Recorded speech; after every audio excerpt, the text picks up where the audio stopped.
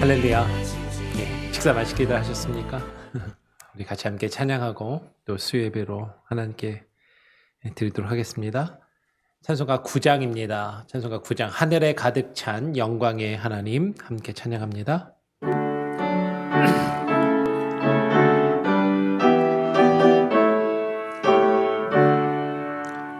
하늘에 가득 찬 영광의 하나님,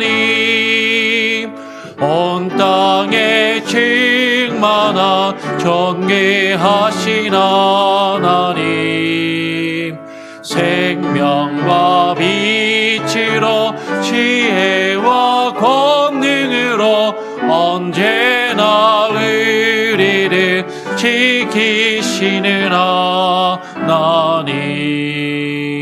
성부와 성자와 성령 성위의 하나님,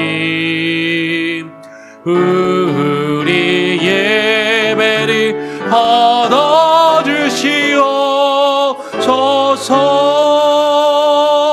사랑이 넘치는 자비하신 하나님, 은혜가 풍성한 구원의 하나님, 참회의 심령에 평안을 주시옵고 죄악과 허물을 용서하여 주소서. 찬송과 영광과 생명 구원의 하나님, 우리 예배를 받아주시옵소서.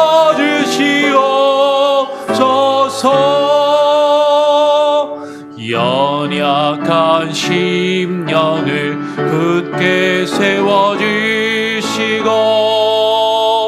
우둔한 마음을 지혜롭게 하시고 주의 뜻 받들어 참되게 살아가며 주 말씀 따라서 용감하게 하소서. 권능과 지혜와 사랑 은혜의 하나님, 우리 예배를 받아주시옵소서.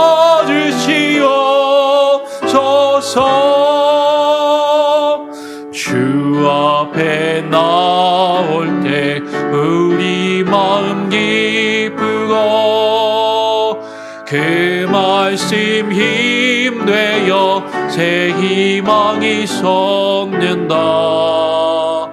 고난도 슬픔도 이기게 하시옵고 영원에 잇대어 살아가게 하소서. 우리의 자랑과 기쁨 생명의 하나님, 우리 예배를 받아주시옵소서.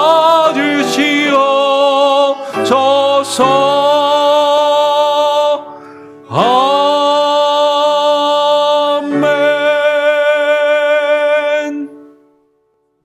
기도하겠습니다. 하나님 감사합니다.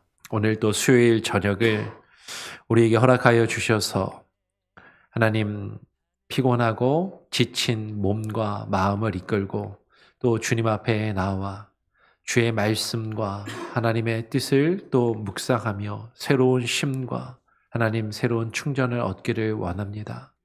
하나님, 우리는 연약하고 나약하여서 날마다 주님과 동행하며 기쁨과 즐거움으로 충만하기를 원하지만 하나님, 때로 범죄하고 실수하며 하나님 앞에 연약한 모습으로 나올 때가 많이 있음을 고백하오니 하나님 우리를 긍휼히 여겨주시고 어여삐 여겨주시며 하나님 우리에게 주님의 힘과 능력으로 다시금 일어서게 하여 주시고 새로운 마음과 새 영을 부어주시며 충만케 하여 주시옵소서.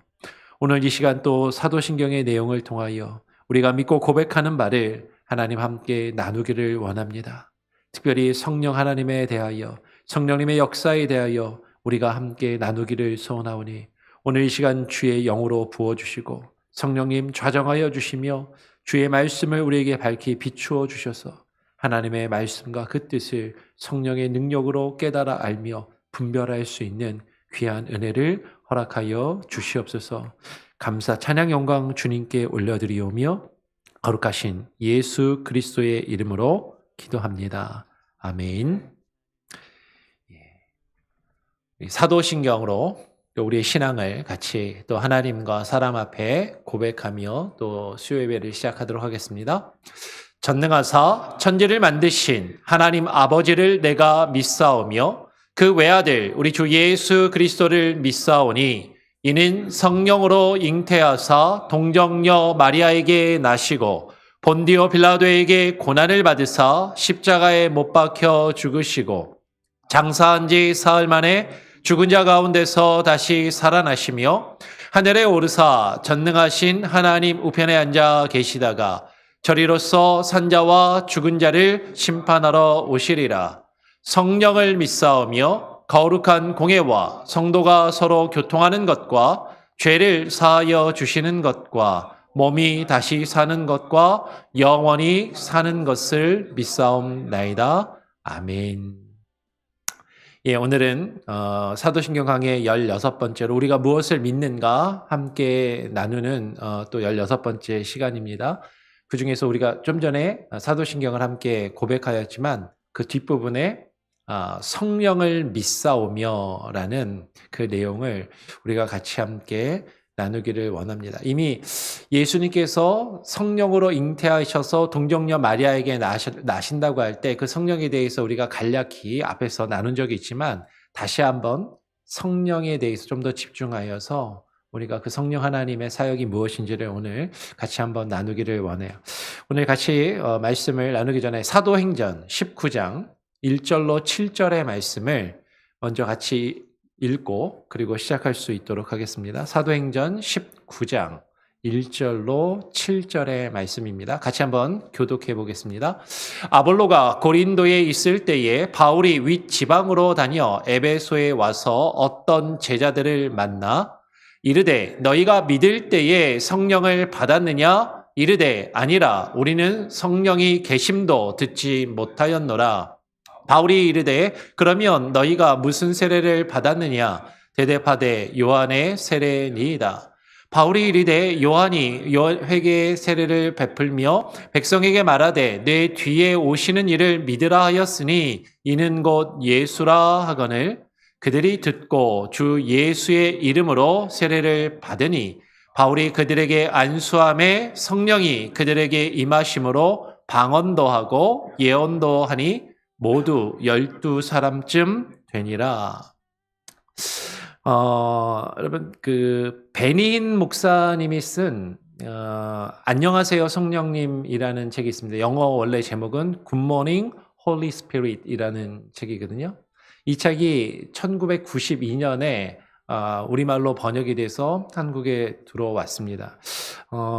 지금까지도 여러 판을 거듭하면서 많은 사람에게 읽히고 있는 베스트셀러 중에 하나이죠. 아마 읽어보신 분들이 여기도 계실 거라고 생각합니다. 이 책은 상당히 한국교회에 영향력을 발휘했어요. 그동안 한국교회의 많은 사람들이 성령 하나님을 인격적인 존재로 인식하지 못하고 어떠한 힘이나 능력이나 혹은 어떤 방언을 귀신을 쫓아내거나 방언을 하는 어떤 신비한 능력 정도로만 생각하고 그 성령 하나님을 인격적인 하나님이시다라는 것을 잘 인지하지 못하던 한국 교회에 성령 하나님을 인격적인 분으로 인식하게 하고 성령 하나님과 대화하며 성령 하나님과 교제하는 어떤 그런 것에 있어서 도전을 주고 많은 사람들이 그렇게 하는 그런 일들을 일으킨 그런 책이었죠. 이 92년도인데 그때 제가 이제 고등학생 때였거든요. 그러니까 저도 고등학교 때 이 책을 읽고 많은 영향을 받았습니다. 그래서 일상 속에서 성령님과 대화하려고 하고 성령님의 음성을 들으려 하고 어떤 일이 벌어지면 성령님, 하나님 지금 저에게 뭘 말씀하시는 건가요? 지금 이게 무슨 뜻인가요? 라고 그렇게 되묻곤 하였던 기억이 있습니다.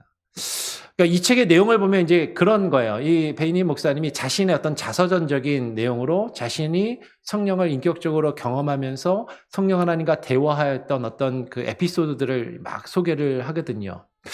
뭐 그 중에 하나가 뭐 이런 거죠. 이제 그 사모님과 결혼하기 전에 이 비행기를 타고 이제 공항에서 내리는데 그 결혼하기 전에 사모님이 될 여성분이 마중을 나오는데 저 여인이 나를 위해서 지금 무슨 파인지 정확하게 기억이 안 나는데 파이를 손수 만들어서 가지고 나온다면 저 여인을 하나님께서 내게 허락하신 사람인 줄 알겠습니다. 그런데 실제로 파이를 구워가지고 나왔다는 거죠. 예. 그래서 그분과 결혼했다라고 하는 뭐 이제 그런 일화들이 뭐 그런 에피소드들이 여러 가지가 소개가 되어 있어요.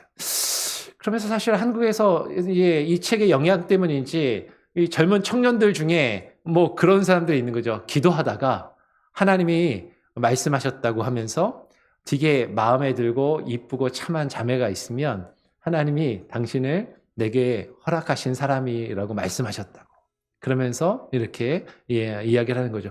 왜 그렇게 느꼈냐고 했더니 예배하고 기도하는데 그랜드 피아노의 뚜껑을 열고 이게 다리를 딱 세우면 삼각형 있잖아요. 그 삼각형 딱 그 앵글 아래 기도하다가 딱 눈을 떴는데 당신의 얼굴이 딱 들어오면서 하나님이 빛을 딱 비춰주시는 게 나에게 허락하신 사람이라는 마음을 주셨다고. 뭐 그렇게 하면서 이제 뭐 그 자매랑 사귀기를 이제 대시를 하는 그런 사람들도 있었다라는 거죠.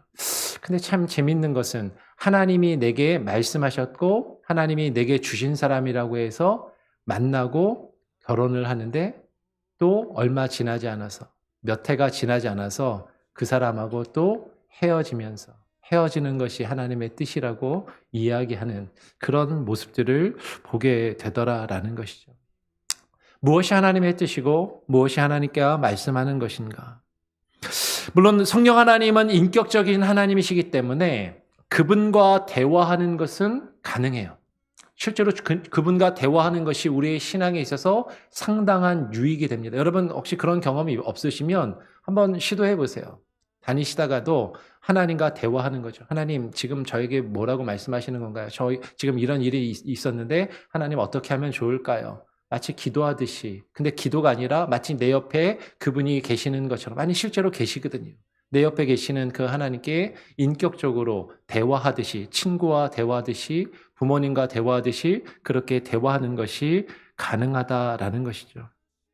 그런데 성령 하나님과 대화하면서 그분의 뜻을 발견하기 위해서 그 성령 하나님과 대화하면서 하나님의 뜻을 발견하기 위해서 성경 말씀을 읽고 성경 말씀의 뜻을 발견하며 그 성경에서 하나님의 말씀과 뜻을 발견하기보다는 이 성령님과의 대화와 그 교제에 되게 집중하고 더 관심을 가지는 경우에 어떤 패단이 있냐면 성경을 안 읽고 성경 공부를 하지 않고 기도하거나 성령님과의 대화만을 하면서 순간순간 하나님이 내게 주시는 느낌, 감동, 감정 그런 것을 통해서 하나님이 내게 말씀하셨다라고 이야기하는 그런 경우들이 많이 있다라는 것이죠.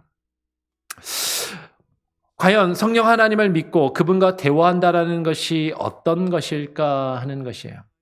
많은 사람들이 성령님을 경험하는 것은 개인적인 신비한 체험을 하고 특별한 은사를 받거나 그 은사의 능력을 행하는 것을 성령을 받은 것으로 생각하는 그런 사람들이 있다라는 것이죠. 실제로 주변에서 사역을 하다 보면 교회에서 활동하다 보면 제가 경험했던 여러 목회자들 중에서도 어떤 분들이 있냐면 이런 분들이 있어요. 실제로 사역자들 중에서 기도하면서 하나님이 내게 이렇게 말씀하셨다고. 하나님이 내게 이렇게 말씀하셔서 이 말씀을 형제에게, 자매에게, 집사님에게 이렇게 전하라고 하신다고 하면서 하나님이 내게 말씀하셔서 전하는 거라고 하나님의 말씀이라고 하면서 이야기하는 그런 사람들이 있어요.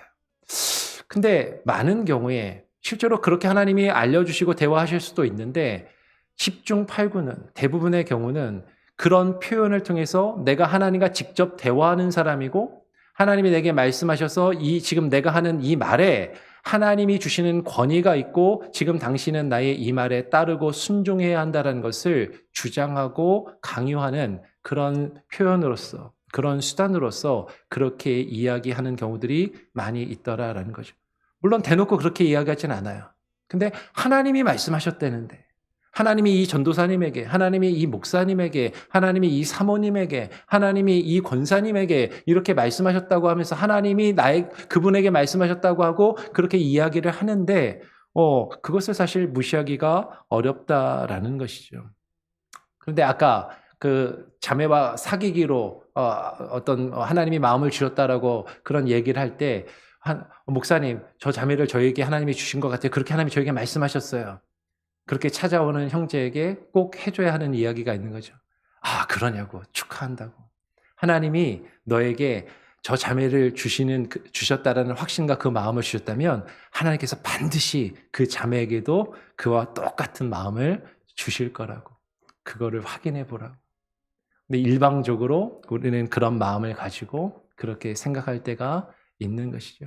하나님이 나에게 어떤 말씀을 주셔서 그 말씀을 누군가에게 전한다면 그 사람이 그것을 하나님의 말씀으로 받아들인다면 그 또한 하나님께서 주신 말씀으로 분명히 받아들이고 그것을 확신하게 될 것이다라는 것이에요. 여러분, 우리는 성경을 통해서 하나님이 어떤 분이신지, 그 성령 하나님이 어떤 분이신지를 바르게 이해하고 알 필요가 있습니다.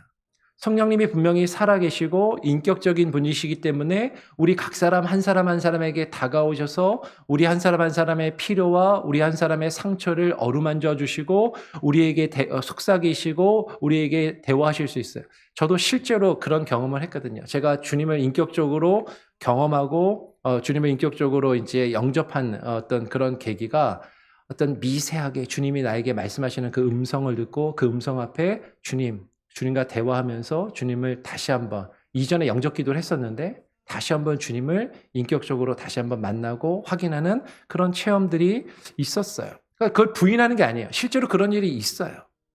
그런데 우리가 성경을 통해서 그 성령 하나님이 어떤 분이신지를 바르게 알고 깨닫고 그것을 이해하고 그리고 성령님을 경험한다면 성령님께서 어떤 일을 하시는지 어떤 사역을 하시는지 분명히 알게 될 때 우리는 그분과 바른 대화를 하며 그분의 뜻을 바르게 발견하고 이해할 수 있게 될 것이다라는 것이죠. 오늘 우리가 아까 읽었던 다시 한번 사도행전의 말씀을 다시 한번 보면 아볼로가 고린도에 있을 때 사도 바울이 윗지방으로 다녀서 에베소 지역에 이제 이르게 됩니다. 오늘 본문은 에베소의 어떤 제자들이 사도 바울을 만나서 세례를 받고 그리고 그들에게 성령이 임하시는 내용이 사도행전 19장에 기록되어 있어요. 바울은 에베소에 있는 어떤 제자들을 만나서 그들에게 뭐라고 질문하냐면 너희가 믿을 때에 성령을 받았느냐라고 그렇게 질문을 합니다. 분명히 오늘 사도행전은 이렇게 표현하는 것이죠. 에베소의 어떤 제자들을 만나. 어떤 제자들이라는 이 표현은 그들이 믿는 자들이었다라는 것이죠. 그렇죠? 그들은 믿는 자들이었지만 세례 요한의 세례만을 받고 믿은 자들이었다라는 것을 오늘 본문에서 우리는 발견하게 됩니다. 그러니까 우리는 이 말씀을 통해서 무언가를 생각할 수 있냐면 결국에 예수님을 믿는 사람들이라고 해서 다 동일하게 예수님을 믿는 것이 아니라 서로 다른 믿음과 서로 다른 생각과 서로 다른 경험을 하고 예수님을 믿는다라고 생각할 수 있다라는 것이죠. 분명히 주님을 믿어요. 주님을 믿는다라고 이야기하는데 분명히 간접적으로 직접적으로 분명히 예수님을 서로 경험한 것이 주님을 만난 것이 그리고 주님에 대한 그 이해가 분명히 다를 수도 있다라는 것을 분명히 우리는 발견할 수 있다라는 것이에요. 분명히 예수님을 믿는 어떤 제자들이었는데 그 제자들을 만나서 사도 바울은 그들에게 이렇게 묻는 것이죠. 사도 바울은 너희가 믿을 때에 성령을 받았느냐라고 묻는 것이에요. 이 바울의 질문을 통해서 예수를 믿는 신자들은 믿을 때에 성령을 받아야만 한다라는 것을 우리는 알 수 있다라는 것이죠. 근데 예수님을 믿는 것과 성령을 믿는 것이 함께 이루어져 성령을 경험하고 예수님을 믿는 것과 성령을 받고 성령을 믿는 것이 함께 이루어져야 함을 알지 못하는 경우들이 많이 있더라라는 것이에요. 혹은 예수님을 믿고 성령을 받았지만 성령을 받았음에도 불구하고 자신이 성령을 받았다라는 것을 깨닫지 못하는 사람들도 있다라는 것이죠. 성령을 받았음에도 성령 받은 것을 깨닫지 못하는 이유는 무엇이냐면 성령이 누구이시고 성령이 무엇이고 그 성령의 역할과 성령의 사역이 무엇인지를 제대로 이해하지 못하면 성령님이 어떤 분이신지를 정확하게 알지 못하면 자신에게 성령이 임하셨고 성령을 받았음에도 불구하고 성령을 자신이 아직 받지 못했다라고 생각하는 경우도 있을 수 있다라는 것이에요. 여러분, 바울의 이 질문은 오늘 우리에게도 동일하게 주어질 수 있는 질문인 것입니다. 여러분, 믿을 때 성령을 받으셨습니까? 성령을 받으셨습니까? 성령을 받았다고 생각한다면 무엇 때문에 성령을 받았다고 생각하십니까? 만약에 내가 성령을 받지 못했다라고 생각한다면 무엇 때문에 성령을 받지 못했다라고 그렇게 생각을 하고 있느냐라는 것이에요. 오늘 에베소에 믿는 어떤 제자들은 이렇게 대답하는 것이죠. 우리는 성령의 계심도 듣지 못하였노라라고 그렇게 대답을 하는 것이에요. 에베소의 어떤 제자들처럼 예수님을 믿는다고 하면서 성령의 존재를 알지 못하는 사람들이 있어요. 예수님을 믿는데 성령님을 몰라요. 성령님을 경험한 적이 없고 체험해 본 적이 없는 사람들이 있어요. 그러니까 성령이 무엇이고 성령이 누구이시고 성령이 어떤 분이신지를 모른다면 성령의 계심도 모르고 그 성령이 누구이신지 성령을 오해할 수도 있다라는 것이죠. 여러분, 이 오해는 크게 두 가지로 우리는 생각할 수 있을 것입니다. 성령님을 인격적인 존재로 인정하지 않고 단지 하나님의 심이나 능력 정도로만 이해하는 그런 잘못된 이해를 가질 수도 있어요. 삼위일체의 하나님, 그 삼위일체의 한 분이신 그 인격적인 성령님을 믿지 않고 성령을 단지 병을 고치거나 귀신을 쫓아내거나 어떤 예언이나 방언을 하는 그런 심과 능력 정도로만 생각하는 그런 사람들도 있다라는 것이죠. 어떤 나에게 주어진 어떤 심, 파워, 권능. 그래서 그런 사람들은 그런 경험이 없으면 성령을 체험하지 않은 것이라고 단언하는 것이죠. 그래서 아주 그런 은사주의를 주장하는 사람들에게 있어서는 가장 기본적으로 방언을 해야 되는 거야. 방언 안 하면 성령 못 받았다라고 그렇게 쉽게 이야기를 하는 것이죠. 또 반대로 성령을 너무 강조해서 신비주의와 은사주의로 성령을 또 잘못 이해하는 그런 경우도 있습니다. 그러니까 성령을 너무 단순한 심이나 능력 정도로만 과소평가하는 경우도 있고 또 성령을 너무 강조하는 경우가 있는 것이죠. 성령을 너무 강조한 나머지 아까 이야기했던 것처럼 그 베니 목사님의 경우와 비슷하게도 성령님과 직접 대화하고 성령으로부터 하나님의 영으로부터 직접 계시를 받고 영감을 받아서 무언가를 이야기하는 오순절 계통의 교회가 이런 성향이 강하고 예수전도단, YM이 사실 이런 성향이 상당히 강해요. 그래서 오순절 교회나 YM 예수전도단에서 많이 훈련을 받고 사역한 사람들은 아주 흔하게 예언기도라는 표현을 많이 쓰고 그리고 예언기도와 더불어서 하나님이 지금 계시하고 계신다고 하나님이 지금 이렇게 계시하셨다라는 그런 표현을 많이 쓰는 것을 보게 됩니다. 근데 성경 말씀의 근거에서 성경을 정확하게 이해하지 못하면 성령에 대해서 아주 과소평가하거나 극단적으로 성령의 어떤 체험을 너무 과대해서 그것에 치우쳐서 그렇게 오히려 성령을 제대로 알지 못하고 오해하는 경우가 있을 수 있다라는 것이에요.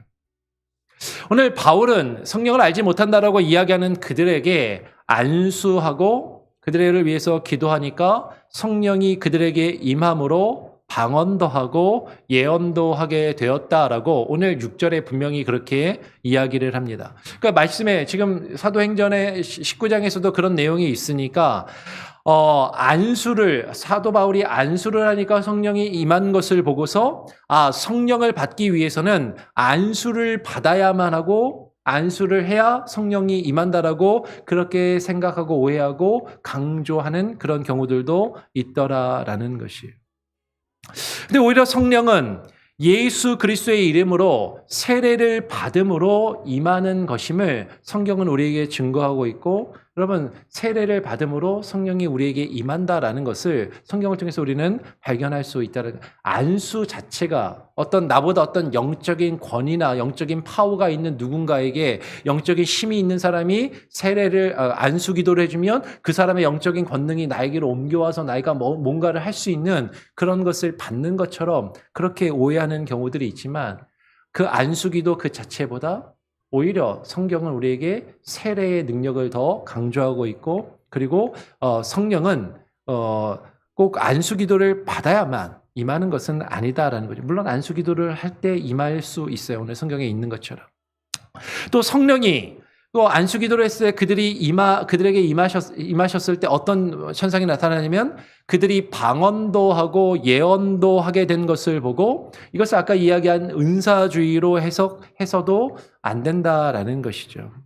어떤 이들은 성령을 받으면 아까 이야기한 것처럼 기본적으로 방언을 해야 성령을 받은 것이다. 방언 안 받으면, 방언 기도 안 하면 성령을 못 받은 것이라고 그렇게 단정적으로 이야기하는 사람들도 있더라라는 것이죠.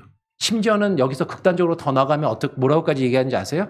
방언 기도 안 하면 구원 못 받은 거다라고 이야기하는 사람도 있어요. 왜냐하면 성령이 임해야 구원을 받는 건데 방언 기도를 해야 성령을 받는 거니까 방언 기도 못하면 구원 못 받았다라고까지 그렇게 이야기하는 그런 교파나 그런 교회나 그런 목사들도 심지어 있더라라는 것이죠.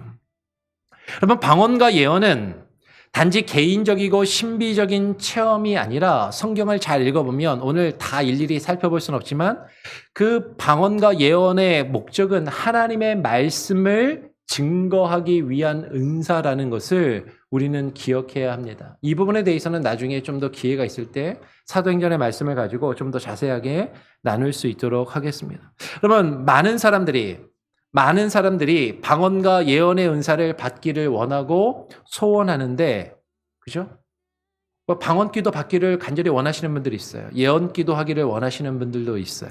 근데 그 은사의 목적이 무엇인지, 저는 방언과 예언 기도를 부정하는 사람이 아니에요. 분명히 하나님께서 그런 은사와 능력을 필요로 한 사람에게 주실 수 있습니다.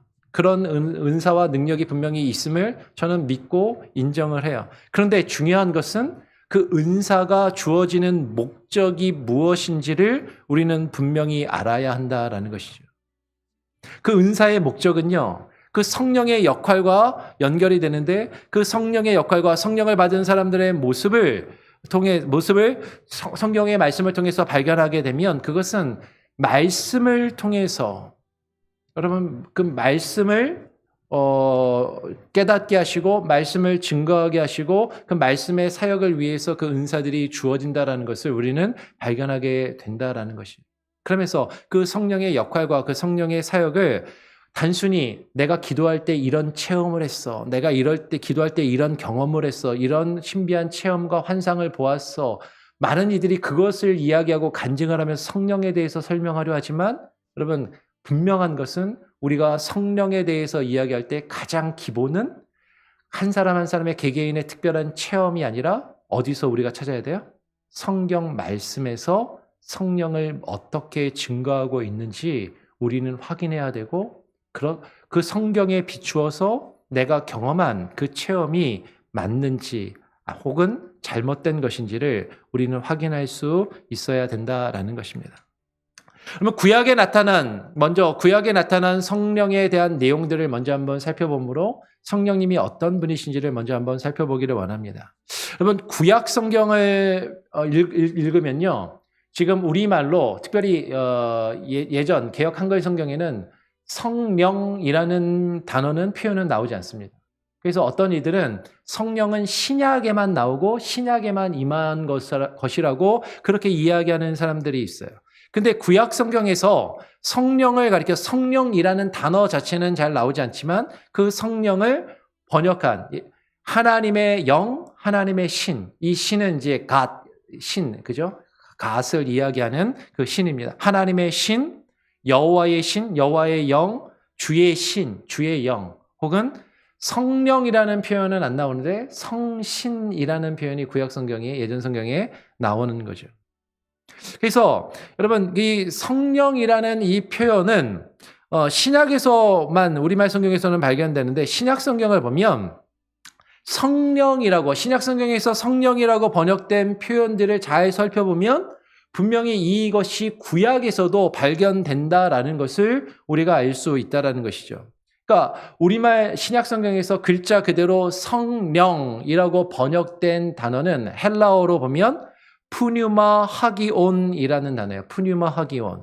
푸뉴마는 영이라는 말이고 하기온은 거룩한이라는 뜻이거든요. 그러니까 푸뉴마 하기온, 거룩한 영이라는 뜻입니다. 그래서 이 거룩한 영이라고 번역된 것이 누가복음 1장 34절 35절에 보면 이런 표현이죠. 마리아가 천사에게 말하되 나는 남자를 알지 못하니 어찌 이 일이 있으리까. 천사가 대답하여 이르되 성령이 내게 임하시고 지극히 높으신 이의 능력이 너를 덮으시리니 이러므로 나실 바 거룩한 이는 하나님의 아들이라 일컬어지리라 라는 표현이 나옵니다. 마리아에게 예수님의 잉태를 천사가 와서 고지하는, 그 잉태를 예고하는 그 장면에서 성령이 너에게 임하시고 라고 이야기할 때 이 성령이 푸뉴마 하기온이라는 단어를 썼어요. 거룩한 영이 너에게 임하시고. 성령은 거룩한 영이라는 뜻이잖아요. 거룩할 성자의 영자. 그래서 혼백 영자를 써서 거룩한 영이라는 것이죠. 근데 이 성령이라고 번역된 말이 푸뉴마 하기온, 거룩한 영이라는 이 두 개의 단어만 성령이라고 번역되는 것이 아니라 거룩한이라는 말은 없고 대신에 신약 성경을 보면 하나님의 영이라는 그런 표현이 성령이라고 우리말로 번역되기도 합니다. 하나님의 영. 이 하나님의 영은 토 푸뉴마 투 데우, 그러니까 하나님의 영이라는 표현. 푸니마 데우라는 이 표현인데 요 대표적인 것이 마태복음 3장 16절에 있는 거예요. 마태복음 3장 16절에 예수께서 세례를 받으시고 곧 물에서 올라오실새 하늘이 열리고 무엇이? 하나님의 성령이 비둘기같이 내려 자기 위에 임하심을 보시더니. 이때 하나님의 성령이라고 우리말로 번역되어 있지만 여기서 거룩한이라는 단어는 원어를 보면 없고 그냥 하나님, 그러니까 데우 뒤에 형용사가 뒤에 나온 거죠. 토 푸뉴마 영인데 투 데우 하나님의 영이라고 원래 지각하면 그냥 하나님의 영인데 이 하나님의 영을 하나님의 성령이라고 번역을 했다라는 것이죠. 또 많은 경우에는요. 거룩한 영에서 거룩한이라는 표현도 없고 하나님의 영이라는 표현에서 하나님의라는 표현도 없이 그냥 푸뉴마, 토 푸뉴마만 써가지고 나왔는데 그것을 성령이라고 그렇게 번역하는 경우도 상당히 많이 있어요. 예를 들면 마가복음 1장 9절, 10절에 보면 이런 내용이 있습니다. 그때 예수께서 갈릴리 나사렛으로부터 와서 요단강에서 요한에게 세례를 받으시고 곧 물에서 올라오실새 하늘이 갈라짐과 성령이 비둘기같이 자기에게 내려오심을 보시더니 이때 성령이라고 번역해놨지만 거룩한 하기온이라는 단어는 없고 그냥 푸뉴마, 토 푸뉴마, 그러니까 영, 그 영이 비둘기같이 자기에게 내려오심을 보시더니 그러니까 그냥 직역하면 그 영이라는 표현인데 그 영을 성령이라고 많은 경우에 번역을 해놨다라는 거죠. 근데 이제 이런 경우에는요, 많은 경우에 제가 다 확인해 보진 못했지만 많은 경우에 그냥 그 영이라고 했을 때 그 앞에서 보면 그 앞에 지금 마가복음 1장 9절 10절인데 그 앞에 이제 성령이라는 단어가 먼저 나오고 그 다음에 그냥 그 영이라고 하는 경우들이 많이 있는 거죠. 그래서 그 바로 앞에 1장 8절에 나는 너희에게 물로 세례를 베풀었거니와 그는 너희에게 성령으로 세례를 베푸시리라. 성령으로 라고 할 때 이 성령으로가 원어로 보니까 엔 푸니마티 하기오.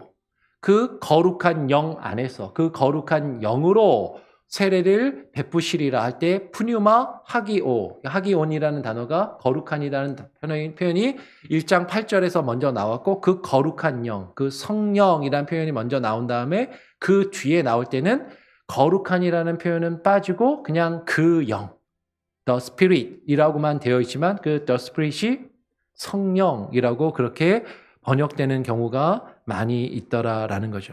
그러니까 지금 성령이라는 단어가 구약 성경에는 안 보여요. 그래서 구약 성경에는 성령이 없고 신약 성경에 성령이 처음 임하셨다라고 이야기하는 사람들이 있는데 구약 성경에도 성령이라는 요 번역이 성령이라는 단어가 이렇게 번역된 걸 보면 그러면 구약 성경에 나타나는 표현들도 마찬가지다라는 것이죠. 구약 성경에서 하나님의 신, 예전 성경에는 하나님의 신 혹은 하나님의 영이라고 번역된 게 지금 아까 이야기한 성령, 신약에서 성령이라고 번역되는 것과 같다라는 것이죠. 하나님 대신에 구약에서 여호와, 여호와의 신, 여호와의 영, 그것도 성령을 말씀하시는 것이고 또 주의 신, 주의 영, 그 성령을 말하는 것이고 또 예전 성경에는 성신이라는 표현이 나오거든요. 성신, 거룩한 신, 거룩한 영. 그것 역시 성령을 표현하는 것이다라는 것이죠. 지금 그 예전 성경에서 신이라고 번역된 우리 한자로 이제 귀신 신자를 써가지고 좀 저기 하지만 영어로 갓이거든요. 갓을 이야기하는 그 신, 우리가 보통 신이라고 표현하는 그 신이라고 번역된 히브리어 단어가 루아크라는 단어예요. 루아크. 이 루아크라는 단어는 일차적인 의미가 바람이라는 뜻이거든요. 이 루아크라는 단어는 보통 어떻게 성경에서 번역되냐면 영, 마음, 호흡, 생기, 바람이라고 그렇게 번역이 됩니다. 그러니까 푸뉴마도 마찬가지고 헬라어로 푸뉴마라는 단어도 마찬가지고 히브리어로 영에 해당하는 루아흐라는 단어도 바람이라는 뜻이다라는 거죠. 여러분 바람은 눈에 보이지 않아요. 그렇죠? 여러분 바람이 보이나요? 바람은 볼 수 없습니다. 그러나 바람은 분명히 존재하죠. 그리고 바람이 불게 되면 그 바람의 힘과 그 바람의 능력을 우리는 느낄 수가 있다는 것이죠. 여러분 바람이 얼마나 무서운지는 태풍이 한번 불면 우리가 알 수 있잖아요. 집이 날아가기도 하고 그 쇠로 된 전신주가 꺾이기도 하는 그런 엄청난 힘이 바람에 있는 것처럼 여러분 성령 또한 눈에 보이시지 않는 하나님의 영이시지만 성령 하나님은 분명히 존재하십니다. 우리 눈에 보이지 않지만 그분은 존재하시고 그분이 임하시고 그분이 활동하시면 그 성령의 힘과 그 성령의 능력을 우리는 경험할 수 있고 우리는 느낄 수 있다는 것이죠. 오히려 성령의 힘을 통해서 주변에 일어나는 변화들, 주변에 나타나는 여러 가지 현상들을 보면 아 성령이 역사하시고 계시는구나. 성령이 일하고 계시는구나 라는 것을 우리는 발견할 수 있다라는 것이죠. 그 성령 하나님은 삼위일체 하나님 중에서 삼위의 세 번째 삼위, 제1위는 성부, 제2위는 성자, 삼위 성령 하나님으로서 창조의 사역부터 하나님과 함께 하셨고 성경은 그것을 우리에게 증거하고 있다라는 것이죠. 창세기 1장을 보면 창세기 1장의 기사를 보면 하나님의 신, 예전 성경에는 하나님의 신이라고 표현해놨고 지금 우리 새로운 번역에서는 하나님의 영이라고 표현해놨는데 그 하나님의 영이 수면에 운행하시면서 그 창조의 사역을 이루셨다라고 분명하게 증거를 하는 것이에요. 이 하나님의 영이 아까 신약 성경에서 하나님의 영을 하나님의 성령이라고 번역했다라고 말씀을 드렸어요. 그리고 욥기를 보면 욥기에서도 예전 성경에 하나님의 신이 나를 지으셨고라고 해놨는데 우리 개정 성경은 이번에 하나님의 영이라고 바꿔서 번역해놨죠. 하나님의 영이 나를 지으셨고 전능자의 기운이 나를 살리셨느니라 라고 그렇게 말씀하는 것을 보게 됩니다. 성령이 역사하시고 능력을 가지셔서 창조 때부터 그 창조의 사역부터 함께 하신 그 하나님이시다라는 것이죠. 그러면 이 삼위일체의 사역을 이야기할 때 전에 삼위일체에 대해서 간략히 이야기를 하면서 제1위 성부로부터 모든 것이 성부로부터 오게 되고 나오게 되고 그리고 모든 영광은 성부 하나님께로 모든 영광을 올려드리게 됩니다. 근데 그 성부로부터 오는 그 모든 은혜와 그 모든 것들이 성자를 통하여 성자로 말미암아 라는 표현을 많이 쓰고 성자를 통하여 우리는 하나님께 기도하고 예배하고 영광을 올려드려요. 그리고 성령에 대해서는 성령 안에서라는 표현이 이제 주로 많이 사용이 됩니다. 성령 안에서 하나님께서 우리에게 은혜와 역사를 나타내실 때 예수 그리스도를 통하여 성령 안에서 성령으로 우리에게 하나님의 구원의 역사를 나타내 보이시고 그 은혜를 우리에게 허락하시고 우리가 성령 안에서 예수 그리스도를 통하여 하나님을 예배하고 하나님께 기도하고 하나님께 영광을 올려드릴 수 있다라는 것이죠. 아까도 이야기한 것처럼 성령 하나님을 신약에서 믿는 자들에게만 임한 것이라고 이야기하는 사람들이 있어요. 성령이 사도행전에서 마가의 다락방에 처음으로 성령이 임했고 그 전에는 성령이 임하지 않았다라고 그렇게 이야기하는 사람들이 간혹 있는데 성경 말씀을 분명히 보면 구약에도 성령은 임하였다라는 것이죠. 그러면 구약의 성령이 임한 것과 신약의 성령이 임한 것이 어떻게 다른가? 그 부분은 좀 이따가 조금 한번 나눌 수 있도록 하겠습니다. 일단 구약 성경을 보면 창세기의 말씀을 보면 창세기 41장을 보면 하나님과 동행하는 하나님의 사람들은 하나님의 신, 그 하나님의 영에 감동이 된 사람들이었고 그 하나님의 영에 그들이 감동되었다라는 것을 주변 사람들도 그것을 깨닫고 그것을 인정하더라라는 거예요. 심지어는 안 믿는 사람들조차도. 대표적인 경우가 이제 요셉에 대한 표현인 것이죠. 창세기 41장 38절로 40절을 보면 이런 내용이 나옵니다. 바로가 그의 신하들에게 이르되 이와 같이 하나님의 영이 예전 성경은 하나님의 신이라고 돼 있다고 말씀을 드렸어요. 그 하나님의 신이 감동된 사람을 우리가 어찌 찾을 수 있으리요 하고 요셉에게 이르되 하나님이 이 모든 것을 너에게 보이셨으니 너와 같이 명철하고 지혜 있는 자가 없도다. 너는 내 집을 다스리라. 내 백성이 다 너의 명령에 복종하리니 내가 너보다 높은 것은 내 왕좌 왕의 자리뿐이니라 라고 바로가 이렇게 요셉을 평가하는 장면이 나오는 것이죠. 하나님을 안 믿는 이방인 왕조차도 하나님의 영이 요셉에게 감동되었다라는 것을 하나님의 영에 감동된 사람이라는 것을 깨닫고 인정하는 그런 표현이 나오더라라는 것이죠. 그러면 구약 성경에서 그 하나님의 영은 특별히 하나님의 일을 감당하는 사람들에게 하나님의 일을 감당할 사명과 직분이 있는 자들에게 하나님의 영이 그 성령이 임하셨다라는 것을 발견하게 됩니다. 특별히 성경을 쭉 읽어보면 성막과 성전을 짓는 자들에게 하나님의 영이 임하셨고요.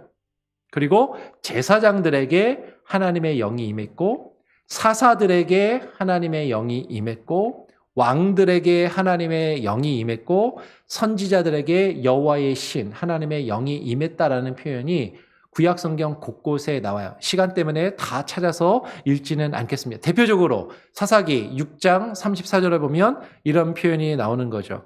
여호와의 영이 예전 성경은 여호와의 신이 기드온에게 임하시니 기드온이 나팔을 불매 아비에셀 족속이 그의 뒤를 따라 부름을 받으니라라는 그런 표현이 나옵니다. 그러니까 구약 성경에서 하나님께서 누구를 불러서 하나님이 어떤 직분과 사명을 주실 때 그 사람에게 하나님의 영이 임하게 하셨다라는 그런 표현이 나타나더라라는 것이에요.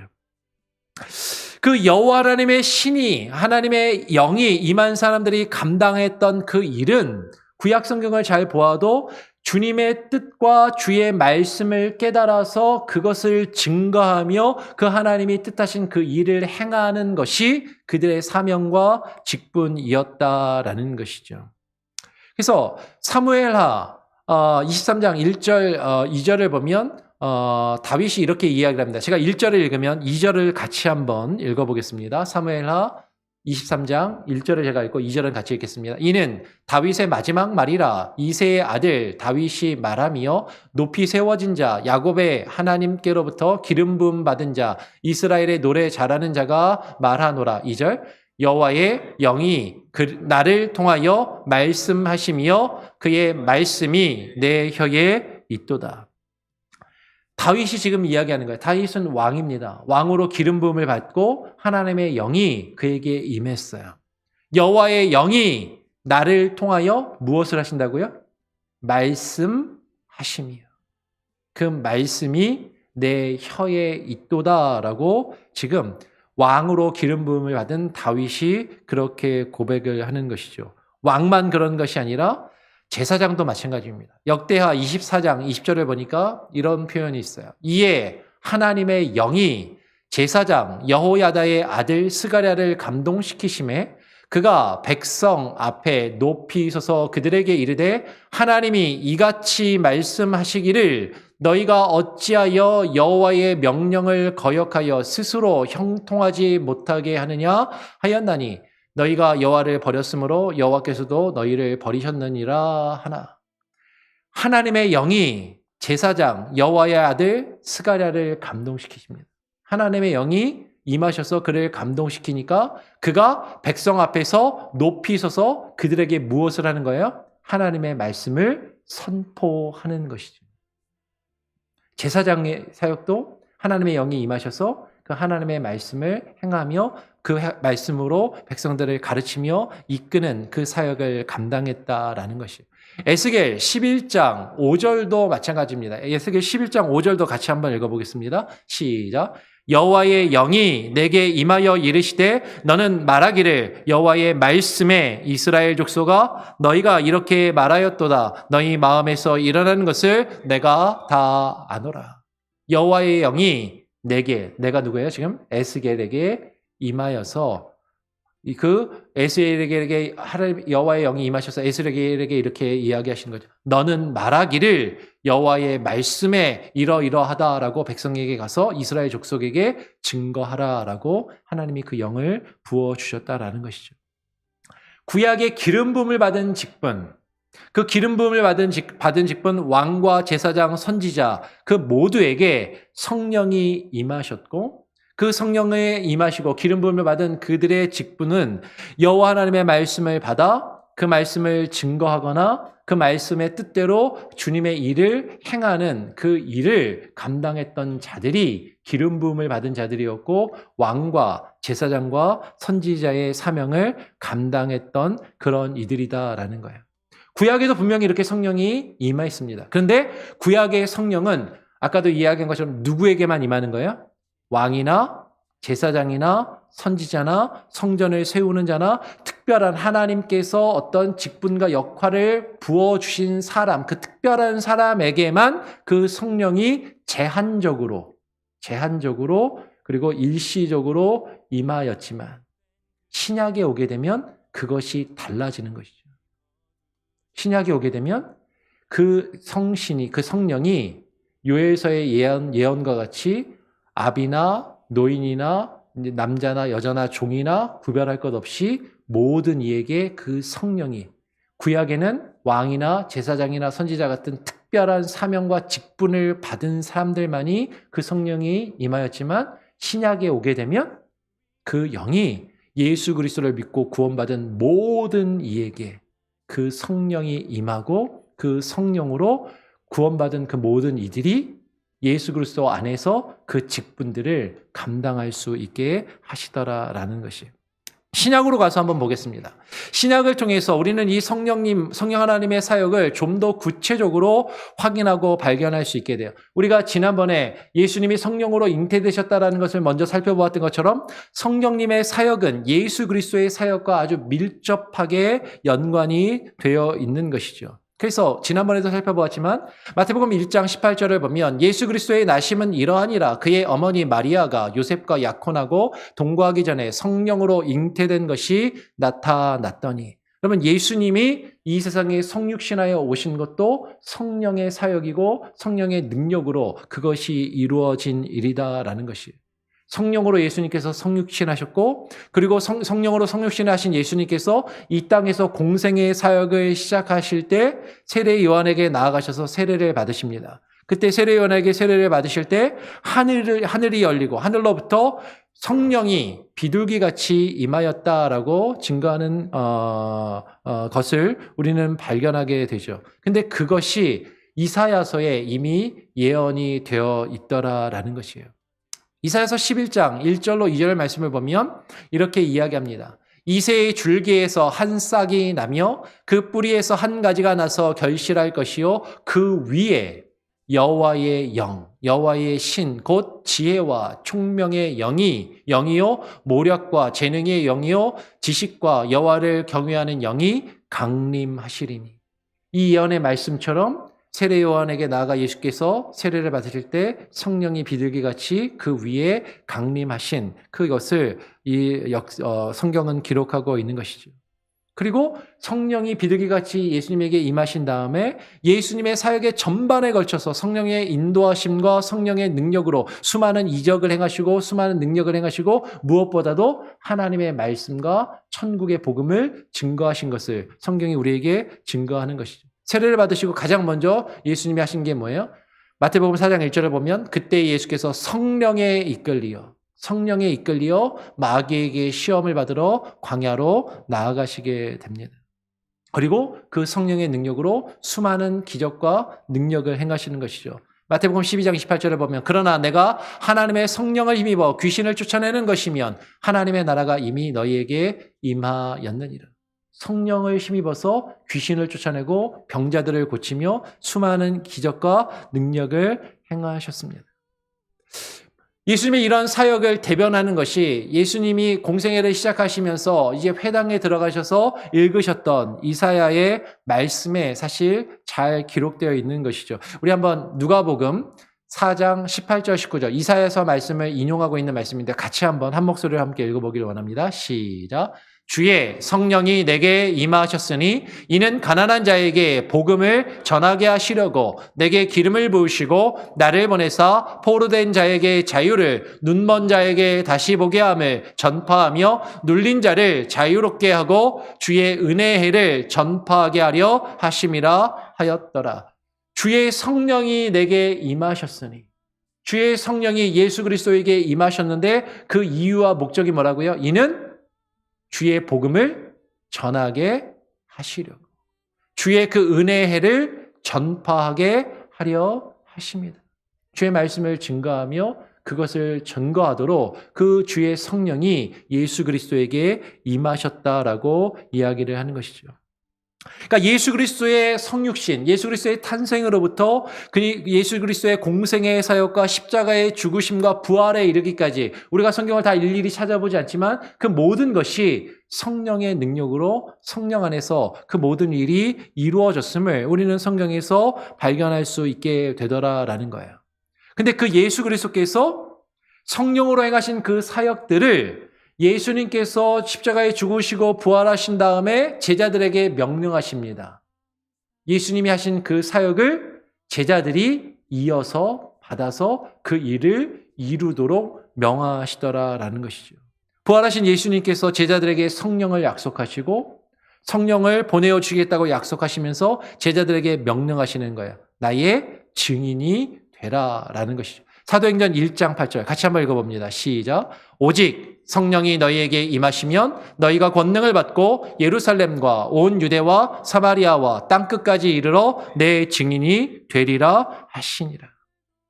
여러분 지금 성령이 임하시면 그 성령이 임한 그 목적이 무엇이냐면 주님의 증인이 되라고 주의 말씀을 증거하는 자들이 되라라고 성령을 우리에게 보내어 주시겠다라는 것이죠.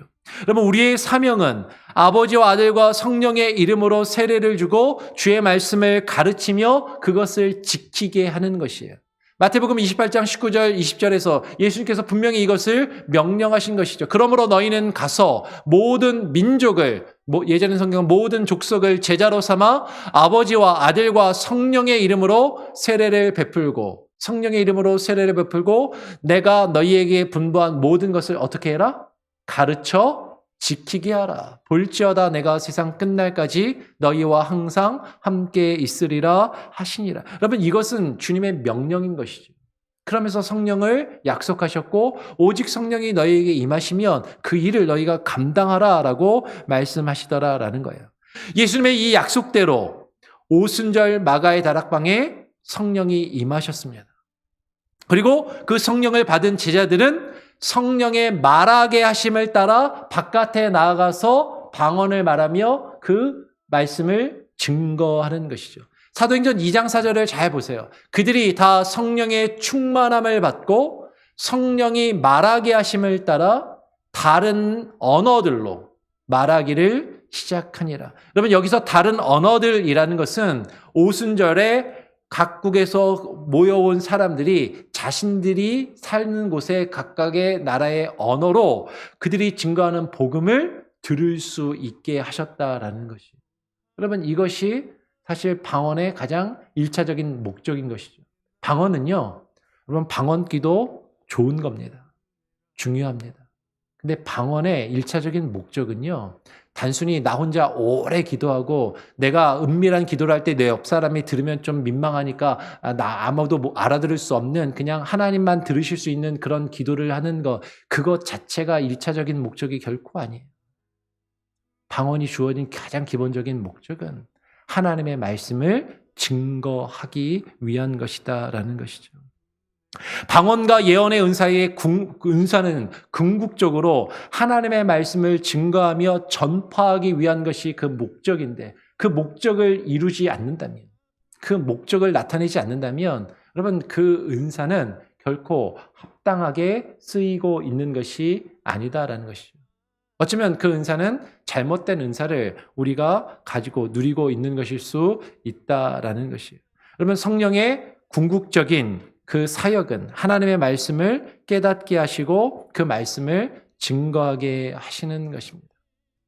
오늘 요한복음 14장의 말씀을 보면 아버지 하나님께서 보내실 그 보혜사 성령께서 예수 그리스도께서 하신 그 말씀을 우리로 하여금 깨달아 알게 하신다라고 말씀해요. 요한복음 14장 26절. 보혜사 곧 아버지께서 내 이름으로 보내실 성령, 내가 너희에게 모든 것, 그가 너희에게 모든 것을 가르치고 내가 너희에게 말한 모든 것을 생각나게 하시리라라고 말씀합니다. 요한복음 16장 13절에도 이렇게 증거하는 것이죠. 그러나 진리의 성령이 오시면 그가 너희를 모든 진리 가운데로 인도하시리니 그가 스스로 말하지 않고 오직 들은 것을 말하며 장래의 일을 너희에게 알리시리라라고 그렇게 말씀하는 것이에요. 그러면 성령의 사역은 곧 하나님의 말씀과 예수 그리스도를 우리 예수 그리스도의 말씀을 우리로 하여금 깨달아 알게 하시고 우리가 깨달아 안 그 말씀을 우리로 하여금 증거하게 하시는 것이 성령의 사역이다라는 것이에요. 요한복음 3장 34절을 이렇게 증거합니다. 하나님의 보내신 이는 하나님의 말씀을 하나니 이는 하나님의 성령을 한량없이 주심이니라. 하나님의 성령을 받은 사람들, 하나님의 성령의 충만함을 받은 사람들의 그 특징은 하나님의 말씀을 전하는 것이에요. 하나님의 말씀을 전하지 않으면 아무리 다른 많은 신비한 은사를 체험하고 그 신비한 능력을 경험해도 주의 말씀을 증거하지 않는다면 그것은 그 목적을 온전히 이루고 있지 못하다라는 것이죠. 요한복음 15장 26절도 이렇게 증거합니다. 내가 아버지께로부터 너희에게 보낼 보혜사 곧 아버지께로부터 나오시는 진리의 성령이 오실 때에 그가 나를 뭐 하신다고요? 증언하실 것이요.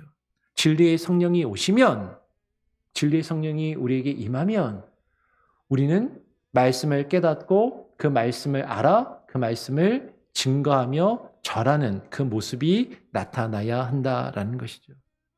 따라서 우리가 하나님의 말씀과 예수 그리스도를 증거할 때 우리 안에서 말씀하시는 것은 우리 자신이 아니라 우리 안에 역사하시는 그 성령님이 말씀하시는 것이다라는 것이에요. 우리 마지막으로 마태복음 10장 18절로 20절의 말씀을 한번 보겠습니다. 제가 한번 18절을 읽으면 마태복음 10장 18절을 읽으면 19절 20절은 같이 한번 읽어보겠습니다. 또 너희가 나로 말미암아 총독들과 임금들 앞에 끌려가리니 이는 그들과 이방인들에게 증거가 되게 하려 하심이라. 19절. 너희를 넘겨줄 때에 어떻게 또는 무엇을 말할까 염려하지 말라. 그때 너희에게 할 말을 주시리니 말하는 이는 너희가 아니라 너희 속에서 말씀하시는 이 곧 너희 아버지의 성령이시니라. 여러분, 우리는 전적으로 성령 하나님을 의지해야 되고 그분이 우리에게 깨닫게 하시는 그 말씀과 그 복음을 증거하며 전파하는데 힘써야만 한다라는 것이, 이것이 주님이 우리에게 향한 명령이고 우리에게 주어진 사명이다라는 것이죠. 근데 아까 말씀드린 것처럼 구약 시대에는 이런 성령이 누구에게만 임했어요? 왕이나 제사장이나 선지자와 같은 아주 소수의 특별한 사람들, 하나님께 특별히 구별되어서 하나님께 특별히 세움을 얻은 사람들에게만 임하였다라는 것이죠. 근데 신약에 오게 되면 이 성령이 목사나 선교사들에게만 임하는 것이 아니라 예수 그리스도를 믿는 모든 자에게 이 성령이 임하시더라라는 거예요. 그게 구약의 성령의 임하심과 오슬절 성령의 사건의 임함의 분명한 차이가 거기에 있다는 것이죠. 예수님께서 말씀하시길 너희가 나보다 더 큰 일을 행하리라. 그러면 그 더 큰 일은 우리가 어떻게 예수님보다 더 큰 일을 행할 수 있겠습니까? 그죠? 예수님이 하나님이시고 엄청난 능력을 행하시는 분인데 우리가 어떻게 예수님보다 더 큰 일을 할 수 있겠어요? 이 말씀을 잘 읽어야 돼요. 내가 예수님보다, 너가 예수님 나보다 더 큰 일을 행하리라라고 말씀하신 것이 아니라 너희가, 너가 아니라 너희가, 내가 아니라 우리가 예수님이 행하신 일보다 더 큰 일을 행하실 것이다라고 말씀하시는 거예요. 그러면 이 얘기는 성육신하여 이 땅에 오신 예수님은 그 성육신하신 인간의 몸으로 팔레스타인이라는 제한된 지역에서 제한된 시간 동안 사역하셨어요. 그죠? 제한된 공간과 제한된 시간 속에서 예수님이 그 말씀을 증거하시는 그 사역을 하셨지만 예수 그리스도를 믿는 그 예수님의 제자들에게 성령을 부어주심으로 예수 그리스도께서 그 제한된 지역과 제한된 시간 안에서 하신 그 사역이 이 그리스도의 제자들을 통해서 온 세계에, 그죠? 그 공간의 제한이 없고 모든 시대에 걸쳐서 주님이 오시는 그날까지 그 모든 시간에 걸쳐서 그 일들이 이루어지는 큰 사역을 우리를 통하여 이루게 하시겠다라고 말씀하신 것이죠. 여러분, 성령이 무엇입니까? 여러분, 처음 우리가 말씀을 함께 나누면서 시간이 좀 갔는데 처음 던졌던 질문이 기억나시나요? 여러분, 예수님을 믿을 때 성령을 받으셨습니까? 만약에 성령에 대해서 우리가 잘못 오해한다면, 은사주의에 치우쳐 있는 그런 시각을 가지고 있다면 나는 아직 방언 기도도 할 줄 모르고 예언 기도나 어떤 신비한 체험도 한 적도 없고, 소위 말하는 어떤 사람들은 기도하다가 막 찌릿찌릿한 느낌이라도, 막 뭐 손바닥이 뜨거워지고 온몸이 뜨거워지는 찌릿찌릿한 그런 느낌이라도 한번 경험해야 성령이 임한 것이라고 이야기하는데 그런 경험도 나는 아직 한 번도 못한 것 같은데, 그러면 성령이 임하지 않은 것인가? 근데 이 하나님의 말씀이 예수 그리스도를 믿기 전에는 나와 전혀 상관없는 그냥 내용이고 나는 전혀 이 말이 무슨 이야기인지도 이해가 되지 않고 받아들여지지 않았던 이 말씀이, 이 성경이 하나님의 말씀으로 믿어지고 이 말씀의 내용이 깨달아 알게 되고 그리고 이 말씀을 내가 누군가에게 또 전하며 증거하게 된다면 여러분, 성령이 우리에게 임하셨다라는 것이에요. 우리가 주의 말씀을 믿고 깨닫고 그 말씀에 확신을 가질 수 있는 것, 이것은 성령이 우리 안에서 역사하실 때만 가능하다라는 것이죠. 그런데 중요한 것은 그 성령이 우리에게 임하셨을 때 그 궁극적인 목적이 뭐예요? 우리로 하여금 이 말씀을 깨달아 받아 이 말씀을 증거하며 전하도록 하시기 위함이다라는 것이죠. 그것을 위하여 주님께서 이 땅에 오셨고 우리를 위하여 십자가에 죽으시고 부활하시며 그 사명을 예수님의 제자들에게 그리고 우리들에게 부여하셨음을 여러분 반드시 기억하시고 그 말씀의 뜻을 깨달으시고 성령이 임하셨습니다. 성령이 임하였기에 여러분이 지금 이 자리에 앉아서 이 말씀을 듣고 계시는 것이고 이 말씀을 깨닫게 되는 거예요.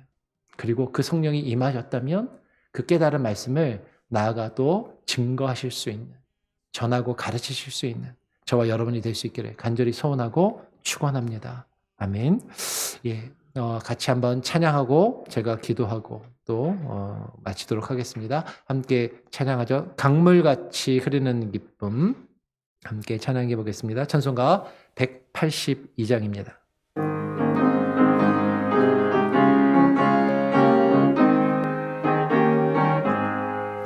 강물같이 흐르는 기쁨 성령 강림함이라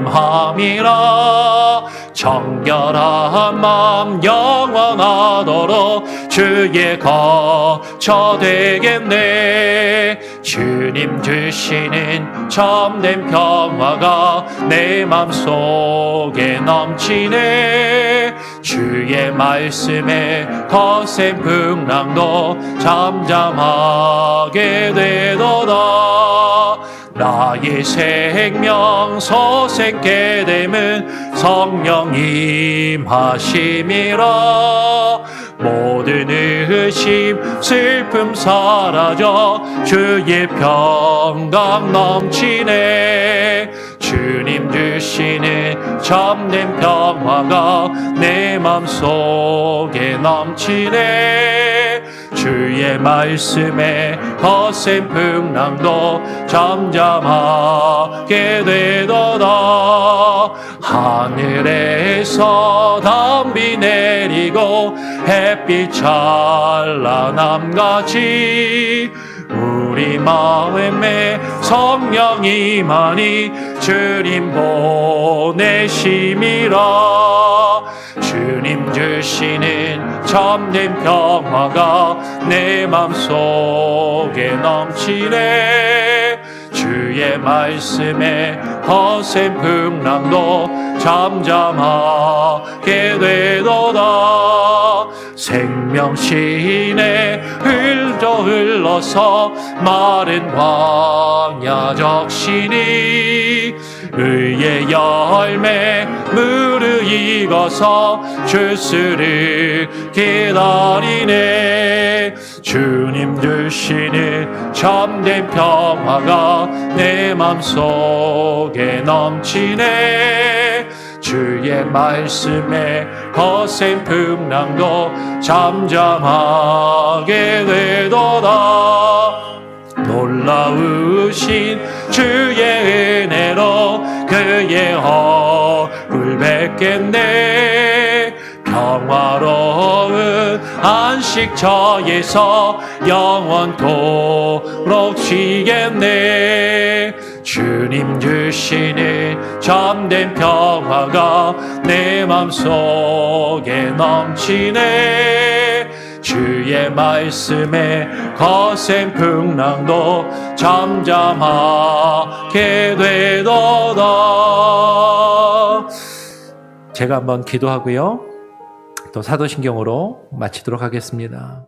하나님 아버지, 오늘 사도신경의 후반부에서 우리가 고백하는 성령을 믿사오며 라는 이 고백의 내용, 성령이 무엇인지 하나님 우리가 바로 알아야 그 성령을 바로 믿고 그 성령을 경험하며 우리에게 임하신 그 성령을 깨달아 알고 그 성령의 역사하심으로 주님께서 우리에게 말씀하시는 것을 우리가 깨달아 알며 믿게 됨을 하나님 알게 하여 주시옵소서.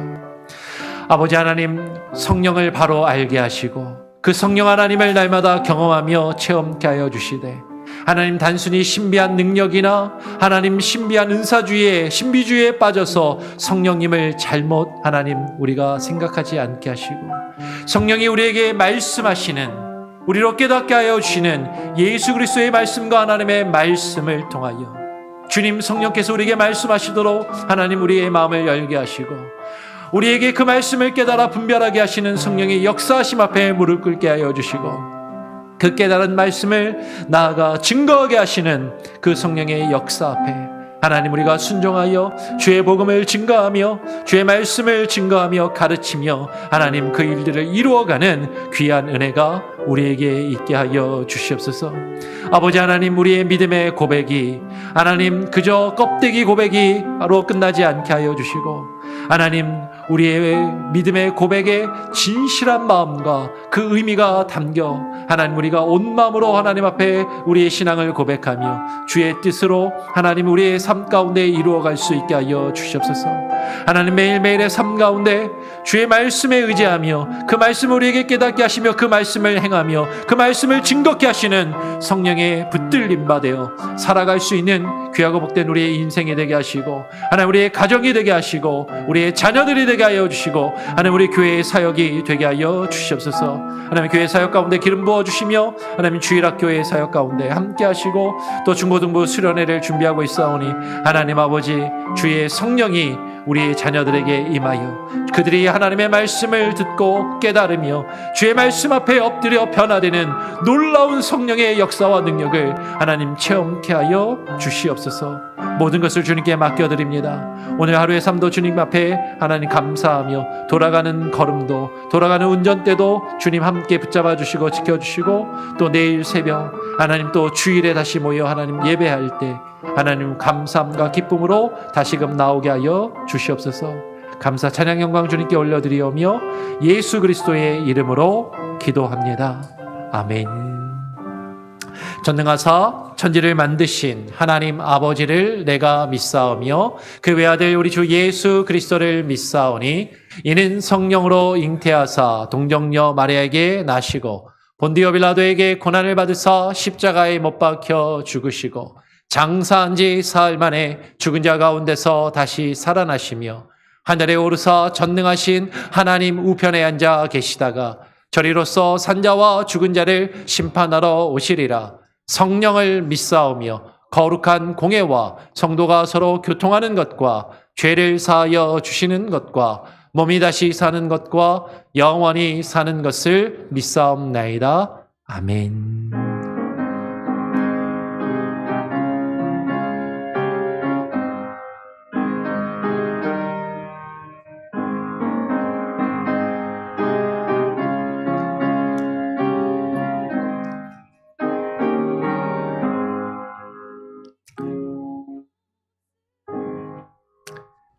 마쳤습니다. 여러분, 또 자유롭게 기도하시고